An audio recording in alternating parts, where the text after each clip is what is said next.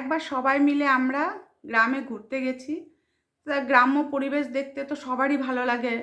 মাঠ ঘাট, পুকুর, সর্ষে ক্ষেত, চাষবাস, আম বাগান, জাম বাগান, লিচু বাগান, তারপরে ধান ক্ষেত, সর্ষে ক্ষেত, সমস্ত কিছু, এই বাগান, শিম বাগান, বেগুন ক্ষেত, সমস্ত কিছু এ টু জেড আমরা দেখার জন্য খুবই আগ্রহী এবং গেছি টোটো ভাড়া করে সবাই মিলে আমরা গ্রামের পরিবেশ দেখতে গেছি। তা দেখতে যেতে যেতে আমরা এক জায়গায় নেমেছি, নামার পরে মাঠে ধান খেতে বা সর্ষে খেতে, শিম ক্ষেত, সর্ষে ক্ষেত, ধান ক্ষেত, এবার সব খেতে খেতে ঘুরছি আর সেলফি তুলছি, ফটো তুলছি। সবাই মানে সবাই সবাইকে নিয়ে নিয়ে ফটো তুলছি, খুব মজা লাগছে, খুব আনন্দ হচ্ছে। আর এত মজা হচ্ছে মানে আমাদের বড়রা তো শুধু চিৎকার করছে, হলো হলো আর কত ফটো তুলবে, কত ফটো তুলবে, চলে এসো এবার, চলে এসো এবার। তা আমরা সকলেই গেছি, ভাই বউ গেছে, আমার বাবা, মানে মা বা বোনেরা সবাই মিলে গেছি। তা ছেলেপেলেরা গেছে, সবাই মিলে গেছে, সবাই সেলফি টেলফি তুলছে।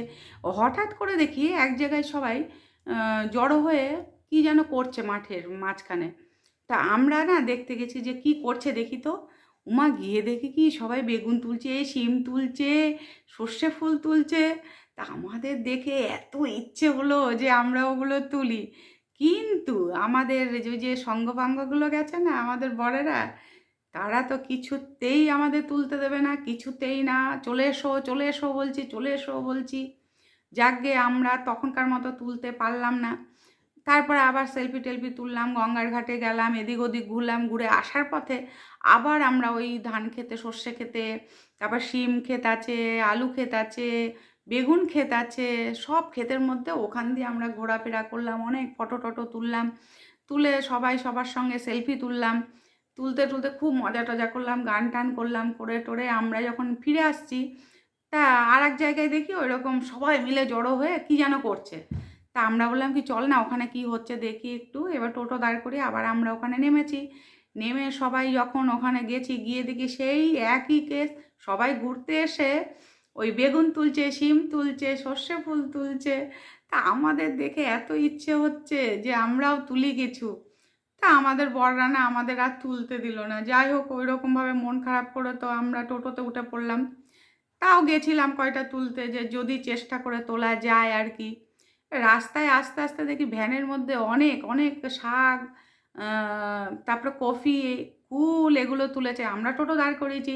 ও কাকু কাকু, তোমরা কি এই একদম খাঁটি এত এরকম, আমরা সত্যি কথা বলতে আমরা তো কেনা জিনিস খাই, ওরকম একদম ডাইরেক্ট ক্ষেতের থেকে তুলে নিয়ে এসে যে জিনিস নেওয়া, সেটা তো আমরা নিতে পারি না। তাই বললাম, ও কাকু কাকু, তোমরা কি এগুলো বিক্রি করবে? বলছে না, আর একটু আগে যদি আসতে তাহলে আমরা ক্ষেতের থেকেই তোমাদের তুলে দিতাম। ঠিক আছে, তোমরা কয়টা কুল নাও, কুল নিয়ে যাও, কুল খেও, আর কফি নিয়ে যাও। তা কফি নিয়ে যাও, কফি নিলাম, আর কুল নিলাম, নিয়ে চলে আসলাম। তা আমাদের বড়দের ওপর আমাদের খুব রাগ হলো তখন, যে তোমরা একটু আমাদের শিম টিম বেগুন টেগুন তুলতে দিলে না, আমরা একটু মজা করব বলেই তো তুলতে চেয়েছিলাম। ওরা বলছে কেন, তোমরা কি খেতে পাও না বাড়িতে কিনে, গরিব মানুষের জিনিস নষ্ট করবে? তাই আমরা পরে মনে মনে ভাবলাম সত্যি তো, ওরা তো কষ্ট করে চাষ করেছে, এবার আমরা যদি তুলে অর্ধেক নিয়েই আসি, তারপরে ওদের তো ক্ষেতের জমির ক্ষতি হবে, তাই না?